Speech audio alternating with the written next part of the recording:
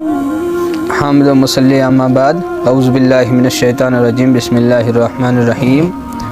حضور صلی اللہ علیہ وسلم نے طائف میں عبد یالیل اور اس کے بھائیوں کو دعوت اسلام دی، مگر انہوں نے قبول کرنے سے انکار کر دیا۔ پھر آپ صلی اللہ علیہ وسلم طائف میں بنو ثقیف کے کہیں دوسرے سرداروں کے پاس تشریف لے گئے، مگر انہوں نے بھی اللہ کا پیغام سننے سے انکار کر دیا۔ کیا آپ بتا سکتے ہیں کہ انہوں نے سختی سے حضور صلی اللہ علیہ وسلم سے کیا فرمایا، کیا کہا تھا؟ تو اس کا جواب ہے کہ اے محمد صلی اللہ علیہ وسلم، ہمارے شہر سے نکل جاؤ اور زمین میں تمہارے جو دوست ہیں ان سے جا ملو، یہ ان سرداروں نے کہا تھا۔ طائف کے سفر میں رسول اللہ صلی اللہ علیہ وسلم نے سخت تکلیف اٹھائی۔ شہر سے باہر ایک باغ میں نڈال ہو کر آرام کے لیے تشریف لے گئے تو باغ کے مالکوں عتبہ اور شیبہ نے اپنے کس غلام کے ہاتھ تشتری میں انگور کا ایک گچھا آپ صلی اللہ علیہ وسلم کے لیے بھجوایا، تو وہ تھا نصرانی غلام عداس کے ہاتھوں، یہ اس کے ہاتھوں بھجوایا تھا۔ کب مکہ کے تمام قبائل سے مل کر خاندان بنو ہاشم کا بائیکاٹ کا فیصلہ کیا اور بنو ہاشم شعیب ابی طالب میں پناہ گزین ہو گئے؟ تو اس کا جواب ہے کہ 7 نبوی میں نظر بندی کا یہ دور تقریباً 3 برس تک رہا۔ نبوت کے 10ویں سال کو عام الحزن یعنی غم کا سال کہا جاتا ہے، کیوں؟ تو اس کا جواب یہ ہے کہ سال حضور صلی اللہ علیہ وسلم کے چاچا ابو طالب اور آپ صلی اللہ علیہ وسلم کی زوجہ ام المومنین حضرت ختیجۃ الکبریٰ رضی اللہ تعالی عنہا نے وفات پائی۔ ہجرت مدینہ کے وقت جب حضور صلی اللہ علیہ وسلم کی تلاش میں کفار مکہ غار ثور کے قریب آ پہنچے تو حضور صلی اللہ علیہ وسلم نے کن الفاظ میں ابوبکر صدیق رضی اللہ تعالی عنہ کو تسلی دی؟ تو اس کا جواب یہ ہے کہ لا تحزن ان اللہ معنا، غم نہ کرو، اللہ ہمارے ساتھ ہے۔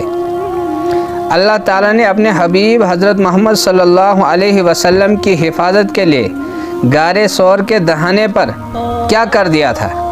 تو اس کا جواب یہ ہے کہ مکڑی نے جالا بن دیا اور کبوتری نے انڈے دے دیے، اور جب کھوجی وہاں پہنچے یعنی جو حضور صلی اللہ علیہ وسلم کی کھوج میں تھے تو انہیں یقین ہو گیا کہ اس غار کے اندر کوئی نہیں ہو سکتا۔ غار ثور میں حضور صلی اللہ علیہ وسلم کو تازہ دودھ کون پہنچاتا تھا؟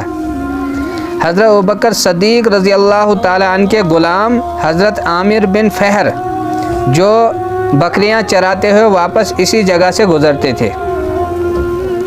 حضور صلی اللہ علیہ وسلم نے مسجد نبوی کا مؤذن کس کو مقرر کیا تھا؟ مسجد نبوی کا مؤذن ہجرت حبش کے بعد تو حضرت بلال رضی اللہ تعالیٰ عنہ کو۔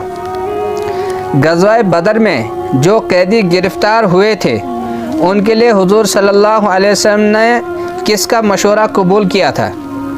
یعنی ان کی رہائی کے بارے میں تو حضرت ابوبکر صدیق رضی اللہ تعالیٰ عنہ کا مشورہ کہ انہیں فدیہ لے کر چھوڑ دیا جائے، رہا کیا جائے، یہ حضرت ابوبکر صدیق رضی اللہ تعالیٰ نے مشورہ دیا تھا، حضور صلی اللہ علیہ وسلم نے اسے قبول فرمایا تھا۔ غزوہ بدر شروع ہونے سے پہلے ہی حضور صلی اللہ علیہ وسلم نے لشکر قریش کے 2 آدمیوں کو قتل کرنے سے روک دیا تھا، ان کے نام بتاؤ؟ تو وہ ہے حضرت عباس بن عبد المطلب اور ابو العاص بن ربی رضی اللہ تعالی عنہما۔ اس صحابی کا نام بتائے جو بنو قریظہ کی درخواست پر حضور صلی اللہ علیہ وسلم کی اجازت سے ان کے پاس مشورے کے لیے گئے اور وہاں ان سے ایک راز فاش ہو گیا، جس کا احساس ہوتے ہی انہوں نے خود کو مسجد نبوی کے ایک ستون سے باندھ لیا تھا اور کہا تھا جب تک حضور صلی اللہ علیہ وسلم اپنے دست مبارک سے نہ کھولیں گے بندھا ہی رہوں گا۔ تو وہ حضرت ابو لبابہ رضی اللہ تعالی عنہ ہیں۔ مدینہ منورہ سے پہلی بار عمرے کے لیے روانہ ہونے کے بعد حضور صلی اللہ علیہ وسلم نے کس صحابی کو قریش مکہ کے ارادوں کی خبر لانے کو بھیجا تھا؟ تو وہ ہے حضرت بشیر بن سفیان رضی اللہ تعالی عنہ۔ صلح نامہ حدیبیہ اور حضرت ابو جندل رضی اللہ تعالیٰ عنہ کی قریش مکہ کے پاس واپسی کے موقع سے متاثر ہو کر وہ کون سے جلیل القدر صحابی تھے جو جوش اور اضطراب کے عالم میں حضور صلی اللہ علیہ وسلم سے گفتگو کرنے کے بعد بہت نادم ہوئے تھے؟ وہ حضرت عمر فاروق رضی اللہ تعالیٰ عنہ تھے۔